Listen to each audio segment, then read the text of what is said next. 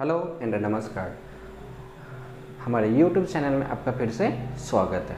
आज हम लोग अर्धगोला, जिसको हम लोग बोलते हैं हेमिस्फीयर, इसके बारे में डिटेल्स में चर्चा करना है। इस वीडियो में अर्धगोला क्या है, अर्धगोला का क्या सतह हो सकता है, इसका एग्जाम्पल क्या हो सकता है, उसका हम लोग पृष्ठ क्षेत्रफल कैसे निकालेंगे, इसका संपूर्ण पृष्ठ क्षेत्रफल कैसे निकालेंगे, इसका आयतन कैसे निकालेंगे, जब फार्मूला पता हो तो हम लोग क्वेश्चन को कैसे बनाएंगे, ये सारा डिटेल्स हम लोग इस वीडियो में चर्चा करेंगे। इसलिए आप वीडियो को अंत तक जरूर देखें। तो चलिए यहाँ पर सबसे पहला टॉपिक है अर्धगोला, जिसको हम लोग बोलते हैं हेमिस्फीयर। ये अर्धगोला है क्या? अर्धगोला को समझने से पहले हम लोगों को एक बात समझना पड़ेगा, ये क्या है? तो हमारा अर्धवृत्त है। क्या है ये? अर्धवृत्त है। अब क्या है? अब ये हमारा वृत्त है, ठीक है। वृत्त में ध्यान से देखिए, ये हमारा क्या होगा? तो त्रिज्या होगा। यहाँ से यहाँ तक ये भी क्या होगा? त्रिज्या होगा। ये भी क्या होगा? त्रिज्या होगा। फिगर में देखिए, यहाँ से लेकर के यहाँ तक त्रिज्या है, यहाँ से यहाँ तक भी त्रिज्या है। जब हम ऐसे मिला दें तो ये भी हमारा क्या? तो त्रिज्या है। ये भी क्या है? तो त्रिज्या है। ये भी क्या है? तो त्रिज्या है। ये भी क्या है? तो त्रिज्या है। ये भी क्या है? तो त्रिज्या है। ये हमारा अर्धवृत्त है। अर्धवृत्त से ही हमारा अर्धगोला का निर्माण होता है। कैसे होता है? तो देखिए यहाँ पर, ये हमारा अर्धवृत्त है। अर्धवृत्त में ये हमारा त्रिज्या है, ठीक है। यदि किसी अर्धवृत्त में त्रिज्या को स्थिर रखकर, किसको रखकर? त्रिज्या को स्थिर रखकर चारों ओर घुमाने से जो आकृति बनेगा, उस आकृति को हम लोग क्या कहेंगे? तो अर्धगोला कहेंगे। कैसे? तो समझिए। अब यहाँ पर जो है, ये जो लगा हुआ है, ये क्या है? तो हमारा त्रिज्या है। अब देखिए यहाँ पर, ये जो घुमाने से जो आकृति बन रहा है, वो आकृति हमारा क्या होगा? अर्धगोला होगा। क्लियर है? देख लीजिए,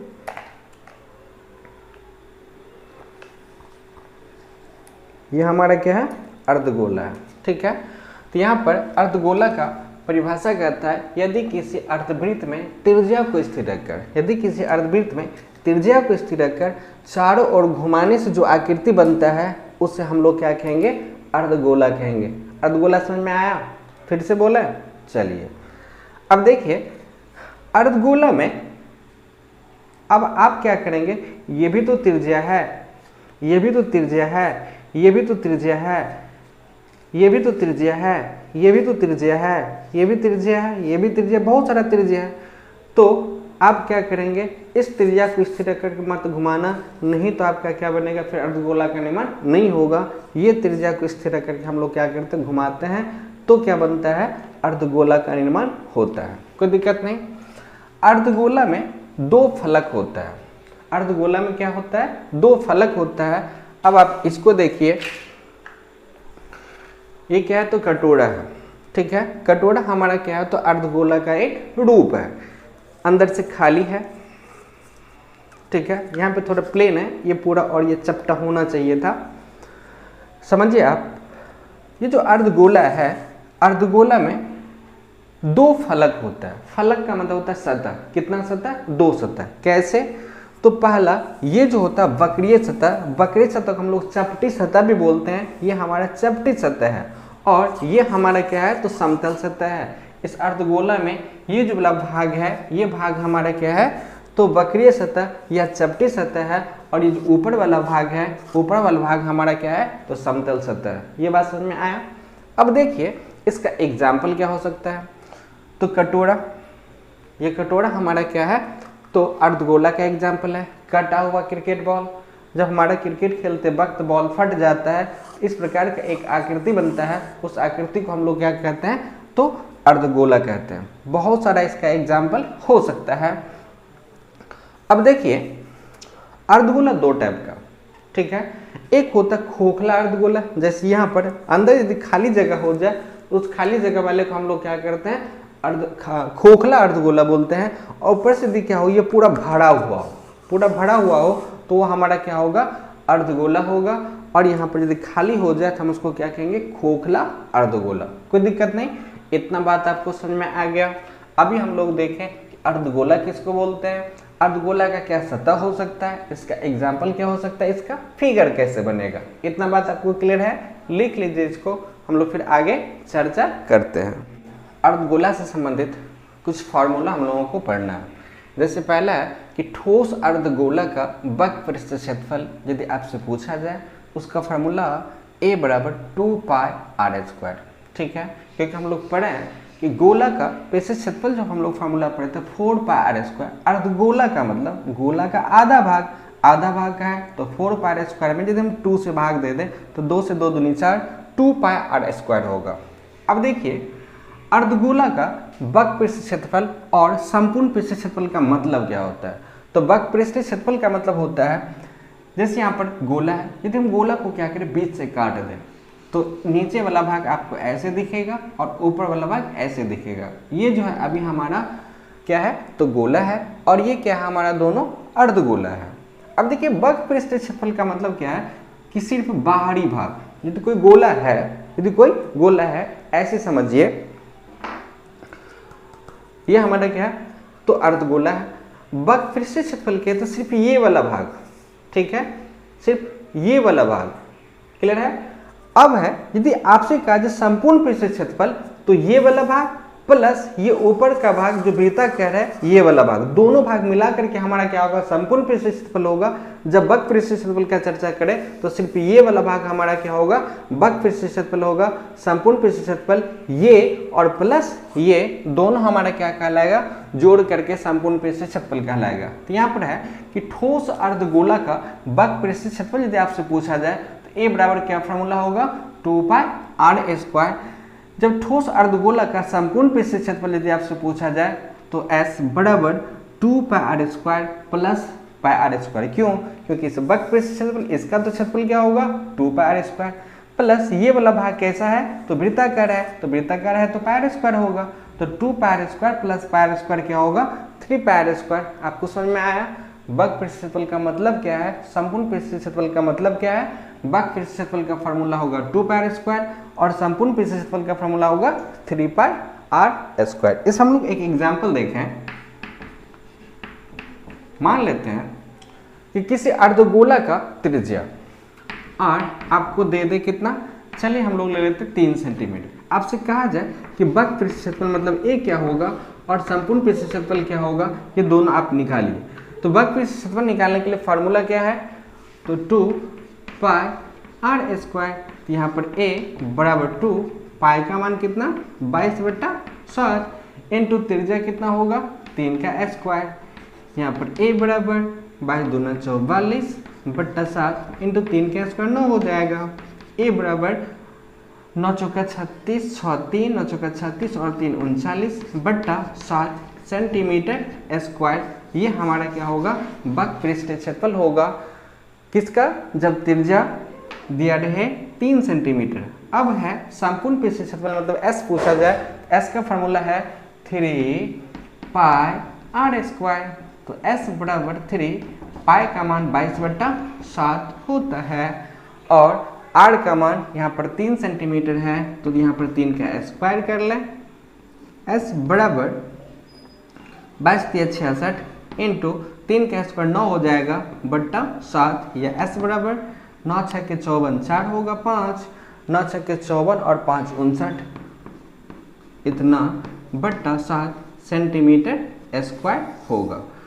अब मान लेते हैं ये जो अर्धगोला है, इस अर्धगोला का त्रिज्या 3 सेंटीमीटर है, तो इस भाग का क्षेत्रफल हमारा कितना होगा, 396/7 सेंटीमीटर स्क्वायर होगा ये भाग, और प्लस इस भाग का क्षेत्रफल हमारा कितना होगा, 594/7 सेंटीमीटर स्क्वायर।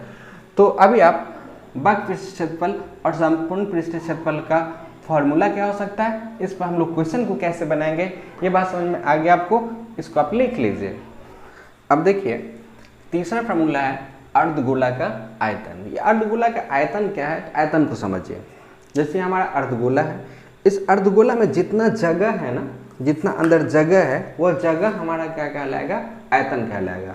ये जगह हम लोग कैसे पता करेंगे, अर्थात इसका आयतन कैसे पता करेंगे। तो आयतन पता करने के लिए आपको क्या पता होना चाहिए, त्रिज्या पता होना चाहिए। यदि त्रिज्या आपको पता हो जाए तो आप क्या करेंगे, आयतन अर्थात भी पता करने के लिए 2/3 पाई इंटू r³ यहाँ पे r का जो भी मान दे दे उस मान को रख दीजिए और उसका क्यूब करके कैलकुलेशन कर लीजिए। कैलकुलेशन करने के बाद जो भी मान आ जाए वही आपका क्या होगा, अर्धगोला का आयतन होगा। चलिए यहाँ पर हम लोग एक एग्जाम्पल देखते हैं।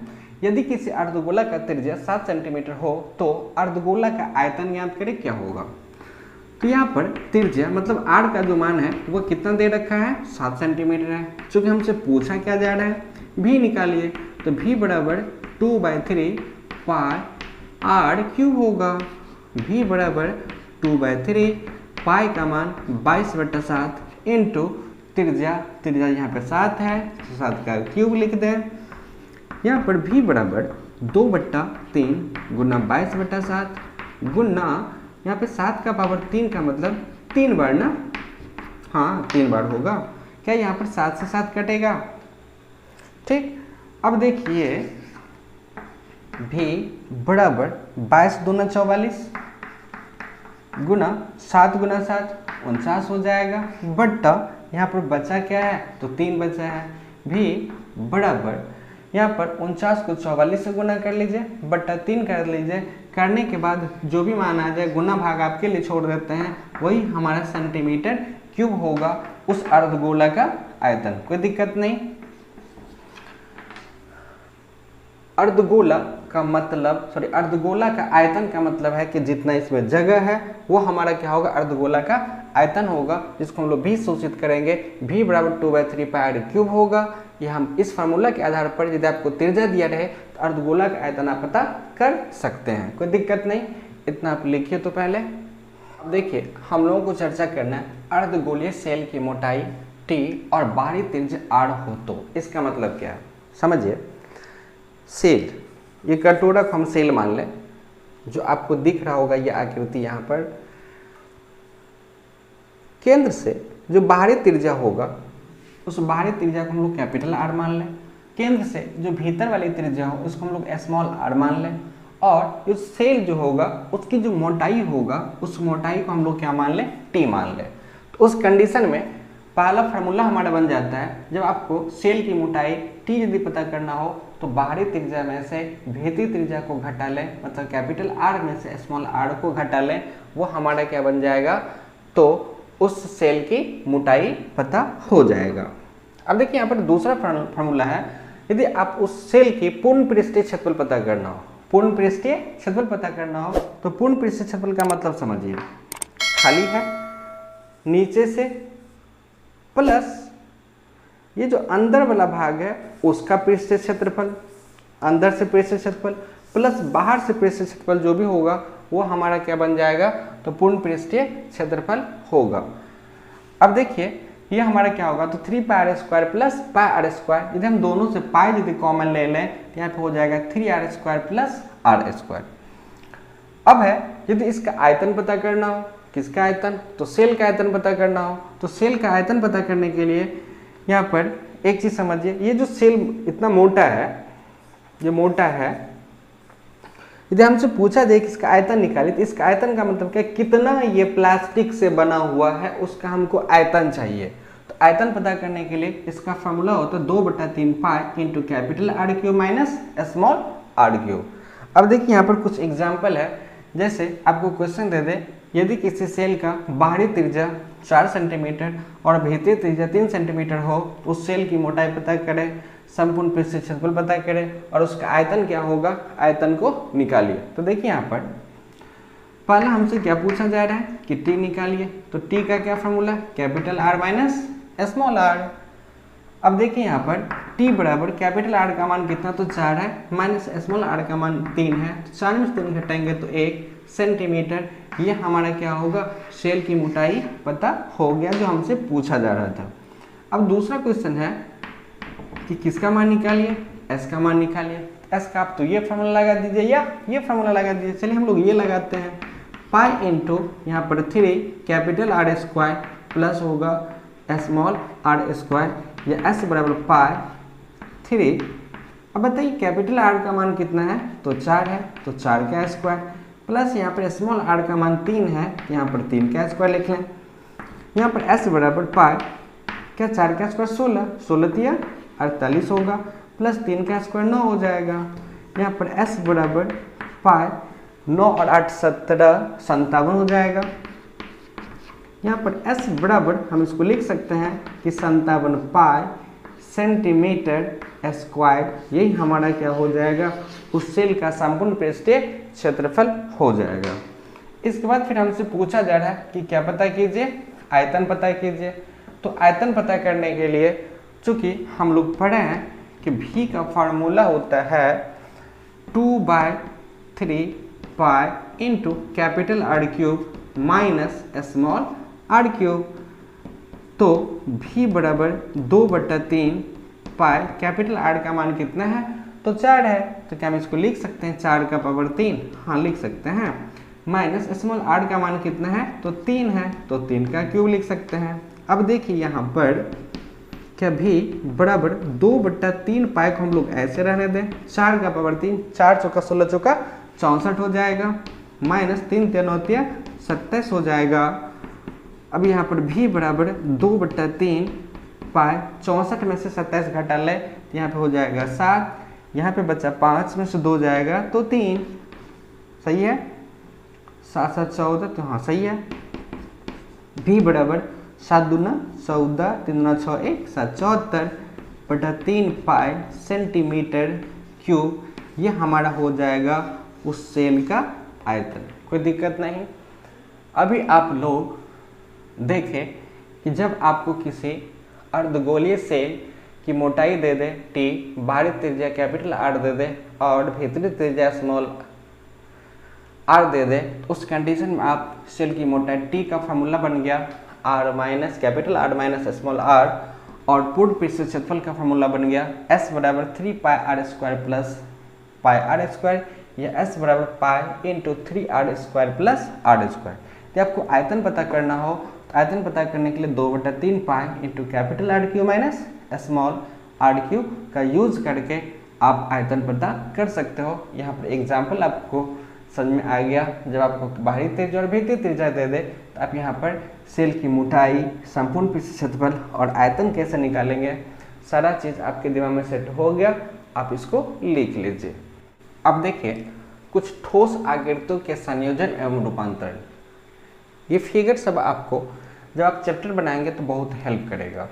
जैसे आपको इसमें 2 फिगर दिख रहा होगा, नीचे से आपको बेलन दिख रहा होगा, ऊपर से अर्धगोला। यहाँ पर भी आपको 2 फिगर दिख रहा होगा, नीचे से अर्धगोला, ऊपर से शंकु। यहाँ पर भी आपको 2 फिगर है, नीचे से बेलन और ऊपर क्या है, तो शंकु है। इसी प्रकार से यहाँ पर नीचे घनाभ है और ऊपर क्या है, तो बेलन है। यहाँ पर देखिए आप 3 फिगर दिख रहा होगा, इधर से आपको अर्धगोला दिख रहा होगा, इधर से आपको शंकु दिख रहा होगा और बीच में आपको क्या दिख रहा होगा, बेलन।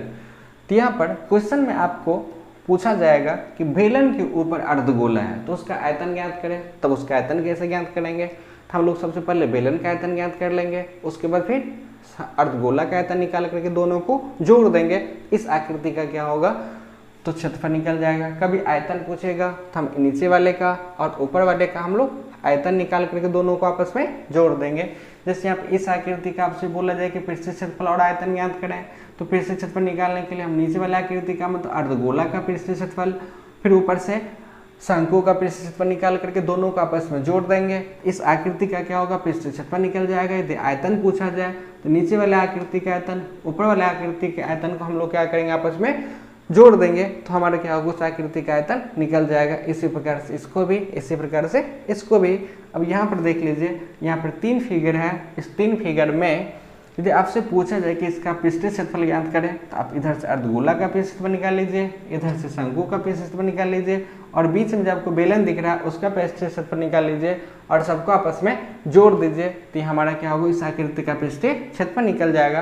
तो आपसे आयतन पूछा जाए तो आयतन निकालने के लिए यहाँ पर अर्धगोला का पृष्ठीय क्षेत्रफल निकाल लीजिए, शंकु पृष्ठीय क्षेत्रफल नहीं, आयतन, यहाँ पे शंकु का आयतन ज्ञात कर लीजिए। इसके बाद फिर आप ये बेलन का आयतन ज्ञात करके तीनों को आपस में जोड़ दीजिए, उससे आपका क्या होगा, इस आकृति का पृष्ठीय क्षेत्रफल और आयतन निकल जाएगा। इतना बात में कोई दिक्कत नहीं। और भी बहुत सारा फिगर होगा जो आपको साइड में चलता हुआ दिख रहा होगा।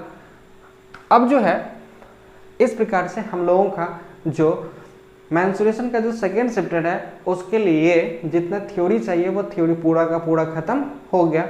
अब हम लोग स्टार्ट करेंगे भारतीय भवन का एक्सरसाइज 2। तो हम लोग मिलेंगे अगले वीडियो में अगले टॉपिक के साथ। तब तक के लिए जय हिंद।